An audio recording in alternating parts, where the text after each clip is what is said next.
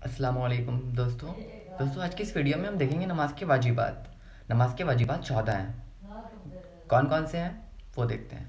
Number 1, सूरह फातिहा पढ़ना। सबसे पहले सूरह फातिहा पढ़ना। नंबर 2, फ़र्ज़ की पहली 2 रकातों और दीगर नमाजों की सब रकातों में कोई सूरत या 3 छोटी आयतें या एक बड़ी आयत पढ़ना। नंबर 3, फ़र्ज़ की पहली 2 रकातों को क़िरात के लिए मुतय्यन करना। नंबर 4, सूरह फातिहा को सूरत से पहले पढ़ना। कोई सूरत पढ़ने से पहले सूरह फातिहा को पढ़ना।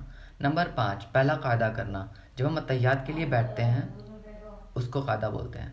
नंबर 6, दोनों क़ायदों में तशहुद पढ़ना। तशहुद तो आप जानते होंगे, अत्तहियातु लिल्लाहि वस्सलावातु तय्यिबातु अस्सलामु अलैकुम, यही।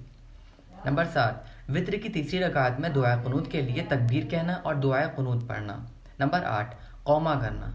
क़ौमा क्या होता है पता है आपको? मैं बताता हूँ। रुकू के बाद इत्मीनान से खड़े होना, उसको क़ौमा बोलते हैं। नंबर 9, जलसा करना। दोनों सजदों के दरमियान इत्मीनान से बैठना। नंबर 10, तमाम अरकान को इत्मीनान से अदा करना, यानी हर रुकन में एक तस्बीह के बक़दर ठहरना। नंबर 11, हर रकात में दोनों सजदों को हर रकात में दोनों सजदों की तरतीब को बाकी रखना। नंबर 12, दोनों ईदों में 6 ज़ायद तकबीरें कहना। दोनों ईदों में मतलब ईद उल अज़हा में और ईद उल फितर में 6 ज़ायद तकबीरें कहना। नंबर 13, इमाम को फ़ज्र, मगरिब, इशा, जुमा, ईदैन, तरावी और रमज़ान की वित्र में बुलंद आवाज़ से और ज़ोहर और असर में आहिस्ता आवाज़ से क़िरात करना।